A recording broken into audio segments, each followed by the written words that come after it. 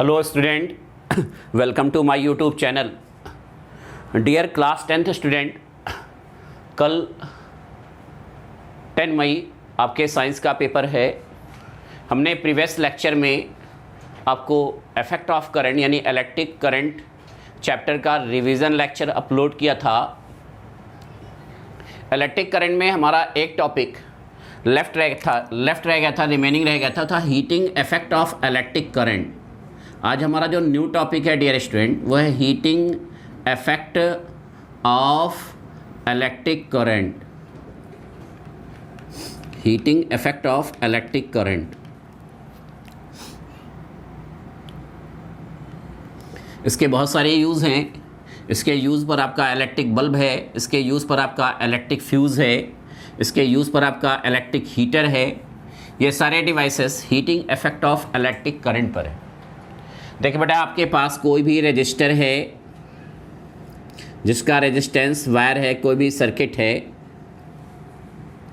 उस वायर में अगर आप बैटरी से करंट को पास करा रहे हैं, बैटरी से जो करंट पास करता है डियर स्टूडेंट, वो पॉजिटिव प्लेट से निकलकर नेगेटिव प्लेट पर वापस आ जाता है। इसमें करंट आप पास कर रहे हैं, आप की लगा दीजिए सर्किट को ओपन करने के लिए, क्लोज करने के लिए। अब इस सर्किट में फ्लो ऑफ करंट को मेंटेन करने के लिए वर्क करना होता है। वो वर्क जो प्रोवाइड करता है वो पोटेंशियल डिफरेंस प्रोवाइड करता है, बैटरी यानी इलेक्ट्रिक सोर्स का वोल्टेज प्रोवाइड करता है। तो किसी भी सर्किट में फ्लो ऑफ करंट को मेंटेन करने के लिए डियर स्टूडेंट जो वर्क डन होगा वही as a electrical energy circuit में स्टोर हो जाता है। फ्लो ऑफ करंट को मेंटेन करने के लिए सर्किट में तो आपको बताया गया है कि जो इलेक्ट्रिक पोटेंशियल या इलेक्ट्रिक पोटेंशियल डिफरेंस होता है, आपको हमने लेक्चर में एक्सप्लेन कर रखा है कि इलेक्ट्रिक पोटेंशियल डिफरेंस जो है या इलेक्ट्रिक पोटेंशियल होता है सर्किट में जो है इलेक्ट्रिक सोर्स का, वो V = वर्क अपॉन चार्ज होता है। यानी कि work done bringing 1 coulomb charge from infinity to any point of electric field is known as electric potential, यानी V = W/Q। देन W = हमारा हो जाएगा Q × V।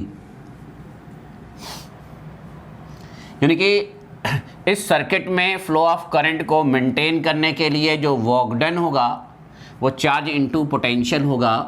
मान लीजिए t सेकेंड में सर्किट में I करंट फ्लो हो रहा है, I करंट फ्लो हो रहा है। t सेकेंड में जो फ्लो ऑफ करंट है डियर स्टूडेंट वो I है। देन आपका I = Q/T होता है, देन Q = हमारा IT हो जाएगा। तो जो वर्क डन होगा डियर स्टूडेंट वो हमारा VIT होगा, VIT। वर्क डन जो होगा डियर स्टूडेंट वो हमारा क्या हो जाएगा, VIT। एक हम सर्किल बना देते हैं। ये सर्किल आपका है, वोल्टेज करंट और रेशियो के आर्डर में आप बना लीजिए, खुद समझने के लिए बना लीजिए। जी, आपका जो इलेक्ट्रिकल एनर्जी है डियर स्टूडेंट वो VI के टर्म में है।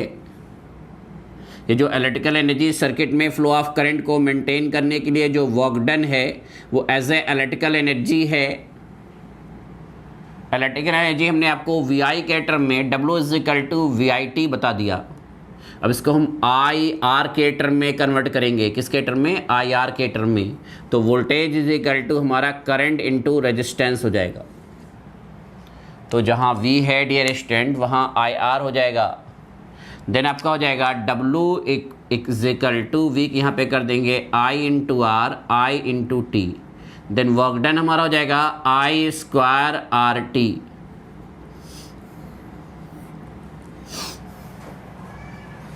क्योंकि करंट और रेजिस्टेंस के टर्म में आपका जो वर्क डन होगा I² RT होगा। हाँ, अगर हीटिंग डिवाइस है, अगर आपने रजिस्टर कनेक्ट कर रखा है तो आपका ये जो है वर्क जो है आपका हीट में कन्वर्ट हो जाएगा और हीट एनर्जी आपका हो जाएगा I² R × T। हाँ, अब V और R के टर्म में कन्वर्ट करना है तो जहाँ I है वहाँ पर V/R पुट कर देंगे। तो इलेक्ट्रिकल एनर्जी आपका वी आई के टर्म में W is equal to V I T, electrical energy आपका I और R के टर्म में I स्क्वायर आर टी। यही आपका हीट एनर्जी में कन्वर्ट हो गया हीटिंग डिवाइस में। अब जहाँ I है वहाँ पर dear student V upon R put कर देंगे तो V square upon R square R into T. तो R आपका कैंसिल हो गया। देन हीट एनर्जी आपका हो जाएगा वर्क डन के टर्म में W V square upon R into T. तो आपका वी आई के टर्म में इलेक्ट्रिकल एनर्जी हो गई VIT और IR के टर्म में आपकी इलेक्ट्रिकल एनर्जी हो गई dear student I square R T. और V और R के टर्म में इलेक्ट्रिकल एनर्जी आपकी हो गई V square upon R into T. ये आपका हो गया VIT डियर स्टूडेंट, ये आपका हो गया I स्क्वायर आर टी और ये आपका हो जाएगा V square upon R into T. अब हीट एनर्जी के फॉर्म में हीटिंग डिवाइस में जो इलेक्ट्रिकल एनर्जी होगी डियर स्टूडेंट वो आपका हो जाएगा I square R into T और V square upon R into T. अब मान लीजिए आपके जो रजिस्टर्स हैं सर्किट में वो सीरीज कॉम्बिनेशन में हैं। किस कॉम्बिनेशन में हैं? Heating effect of electric current आपको समझ में आ गया होगा कि फ्लो ऑफ करंट को सर्किट में मेंटेन करने के लिए जो वर्क डन होता है वही हमारा इलेक्ट्रिकल एनर्जी हो जाता है। जो वर्क डन होगा डियर स्टूडेंट वही हमारा क्या हो जाएगा? Electrical energy. इलेक्ट्रिकल एनर्जी आपका VIT I square R T और V square upon R into T हो जाता है।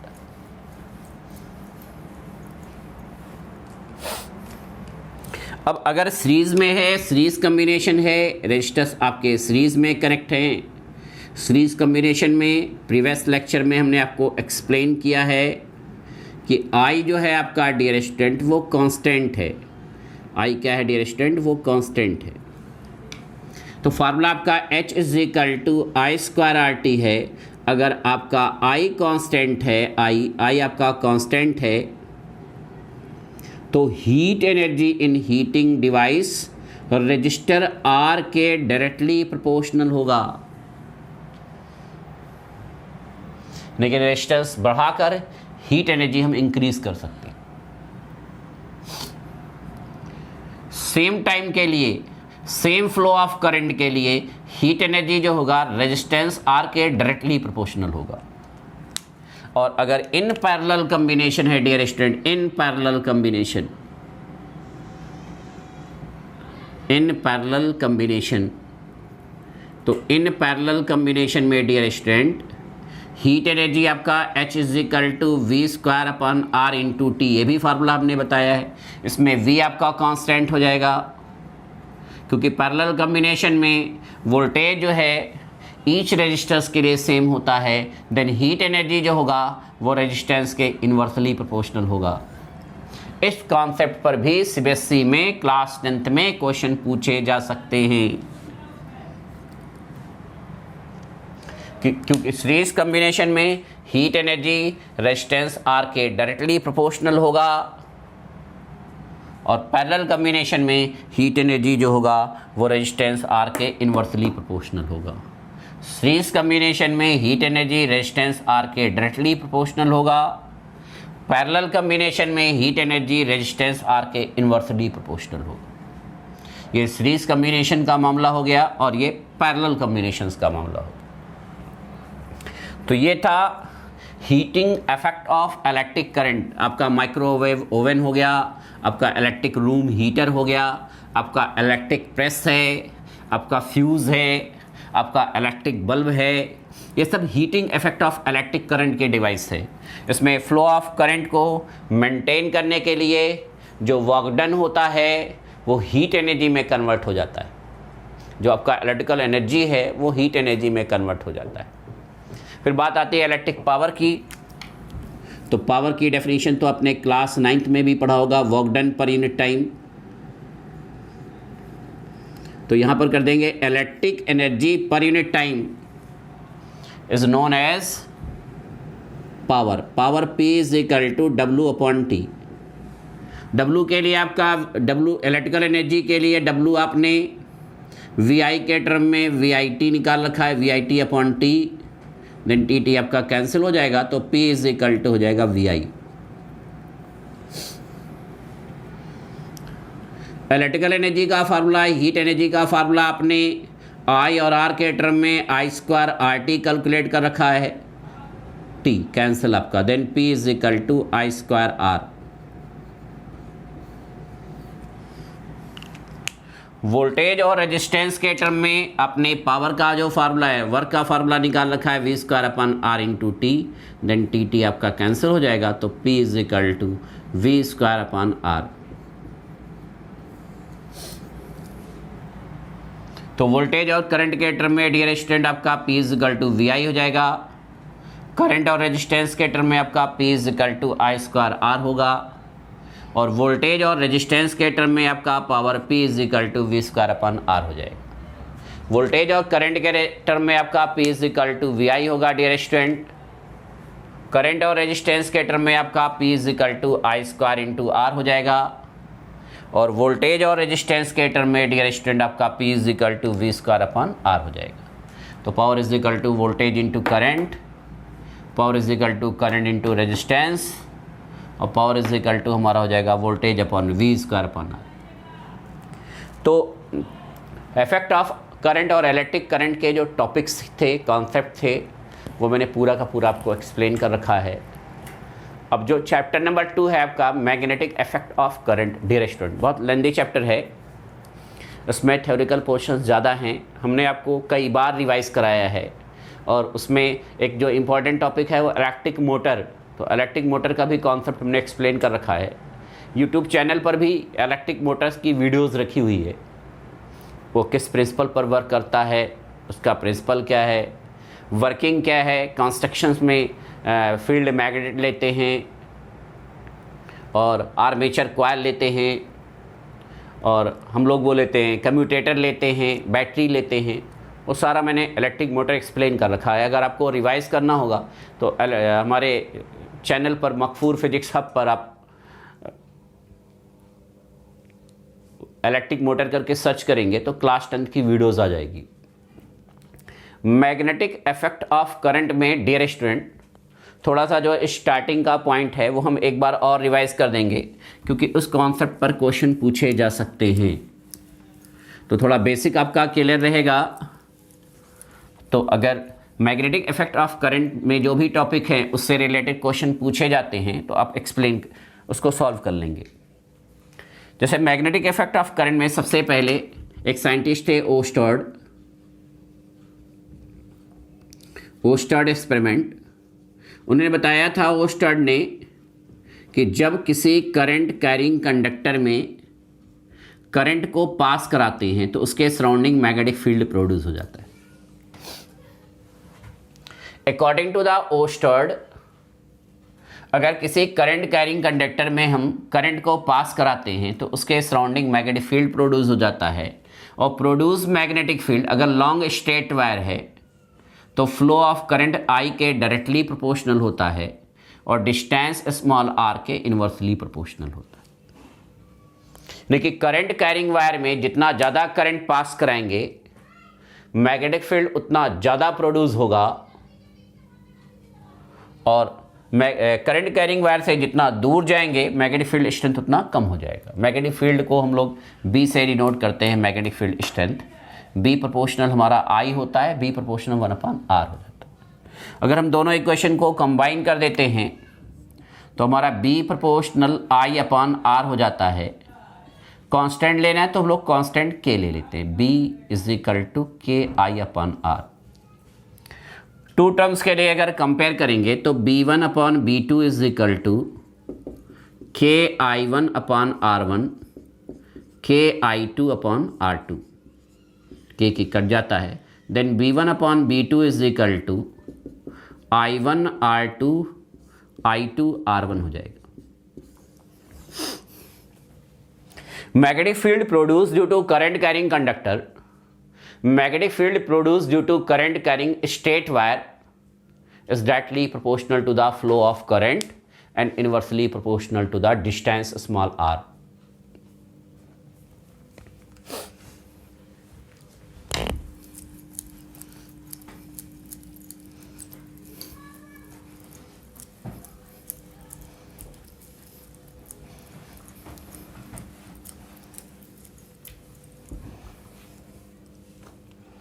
दूसरा केस क्या है डियर स्टूडेंट, एक बार समझ लीजिए। अगर मान लीजिए आपके पास कोई सर्कुलर करंट कैरिंग वायर हो, उसका रेडियस स्मॉल आर हो, उसमें जो करंट पास हो रहा है वो आई पास हो रहा है, तो इसमें क्या होगा, मैग्नेटिक फील्ड जो प्रोड्यूस होगा वो फ्लो ऑफ करंट आई के डायरेक्टली प्रोपोर्शनल और सर्कुलर करंट कैरिंग कंडक्टर के रेडियस के इन्वर्सली प्रोपोर्शनल होगा। वहाँ आर डिस्टेंस था और यहाँ पर आर क्या है, रेडियस ऑफ द कॉइल है, radius of the circular loop. Coil में लूप में क्या फ़र्क होता है, लूप में सिंगल टर्न होते हैं, कॉइल में number of turn more than one होता है, कॉइल में number of turn more than one हो जाएगा। हाँ, अगर कॉइल लेते हैं तो मैग्नेटिक फील्ड स्ट्रेंथ हमारा नंबर ऑफ टर्न के भी डायरेक्टली प्रोपोर्शनल होता है। अगर लूप है, नंबर ऑफ टर्न सिंगल है, तो magnetic field flow of current I के डायरेक्टली प्रोपोर्शनल होगा, डिस्टेंस स्मॉल आर के इन्वर्सली प्रोपोर्शनल होगा। और अगर सर्कुलर कॉइल है तो magnetic field strength number of turn के भी डायरेक्टली प्रोपोर्शनल हो जाएगा। देन आपका हो जाएगा B proportional N I upon R. Constant ले लेंगे तो B is equal to K N I upon are.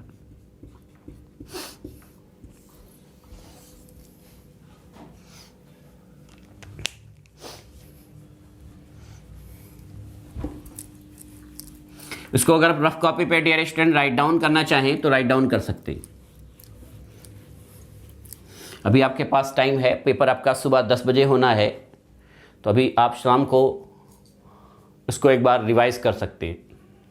फिर बात आती है force on moving charge.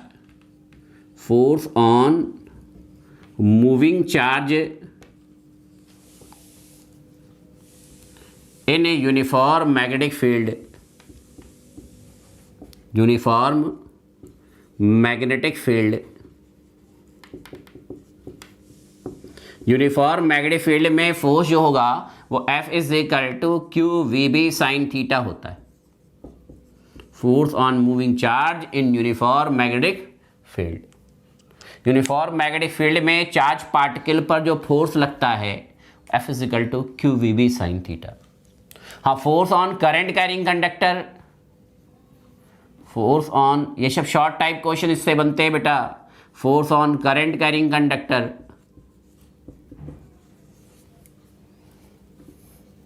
Force on current carrying conductor in uniform magnetic field.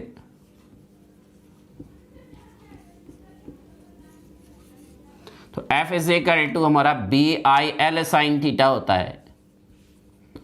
हाँ, थीटा की वैल्यू अगर हम 0 ले लें तो चार्ज पार्टिकल अगर यूनिफॉर्म मैग्नेटिक फील्ड में मूव कर रहा है तो फोर्स 0 होगा। थीटा को हम अगर 0 कर दें तो करंट कैरिंग कंडक्टर पर जो फोर्स होगा वो 0 हो जाए। अगर थीटा को हम 90 कर दें तो चार्ज पार्टिकल पर जो फोर्स अप्लाई होगा वो मैक्सिमम हो जाएगा, एफ मैक्स। यहाँ पे थीटा अगर हम 90 कर दें तो force on current carrying conductor हमारा क्या हो जाएगा, मैक्सिमम हो जाएगा। यानी कि 0 डिग्री या 180 डिग्री पर force on charge particle, force on current carrying conductor 0 होगा। यानी कि charge particle uniform magnetic field के पैरेलल और एंटी पैरेलल मूव कर रहा है तो फोर्स आपका 0 होगा। Charge particle uniform magnetic field के परपेंडिकुलर मूव कर रहा है तो फोर्स हमारा मैक्सिमम होगा। थीटा 90 लेंगे तो साइन 90 की वैल्यू 1 हो जाएगी, देन हमारा फोर्स मैक्सिमम हो जाएगा।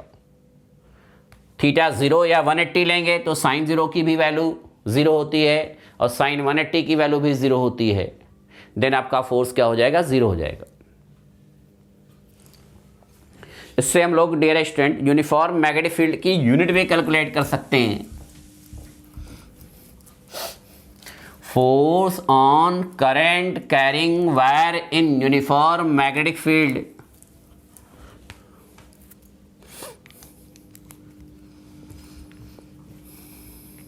F is equal to BIL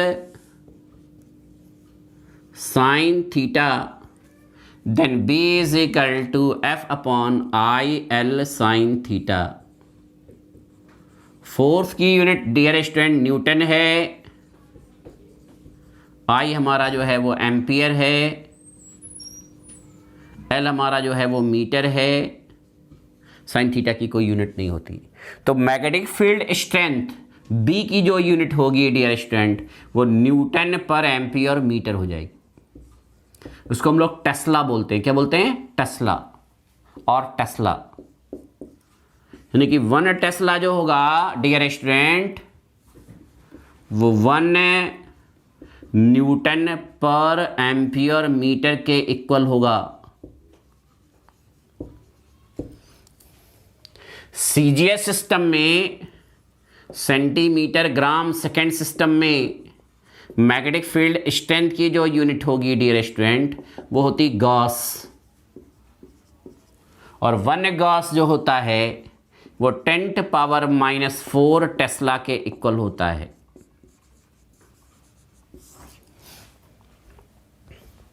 one Gauss जो होगा डियर स्टूडेंट वो 10⁻⁻⁴ टेस्ला के इक्वल होगा। तो बेटा इसमें बहुत सारे टॉपिक हैं। हमने सोलोनाइड भी बताया है कि cylindrical shape current carrying conductor having diameter is less than length is known as solenoid. Solenoid जो है वो ग्रीक वर्ड है, सोलोनाइड जो है वो ग्रीक वर्ड से बना है जिसका मतलब होता है चैनल। सोलोनाइड के एवरी पॉइंट पर मैग्नेटिक फील्ड स्ट्रेंथ सेम होता है। सोलोनाइड से जो मैग्नेटिक फील्ड लाइन पास करती है वो पैरेलल पास करती है क्योंकि एवरी पॉइंट पर मैग्नेटिक फील्ड सेम होता है। मैग्नेटिक फील्ड स्ट्रेंथ के डायरेक्शंस के लिए या मैग्नेटिक फोर्स के डायरेक्शंस के लिए फ्लेमिंग्स लेफ्ट हैंड रूल बताया गया है। तो ये सारे टॉपिक एक एक रिवाइज कर लेंगे। अगर कहीं कोई कन्फ्यूज़न या डाउट आती है तो आप कमेंट बॉक्स में जाके कमेंट करेंगे, या हमारा जो व्हाट्सएप नंबर है उस पर भी आप क्यूरी कर सकते हैं।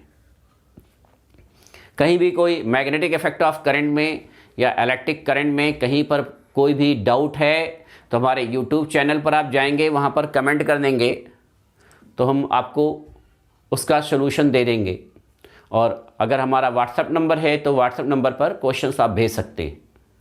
कल के एग्ज़ाम के लिए best of the luck. Thank you.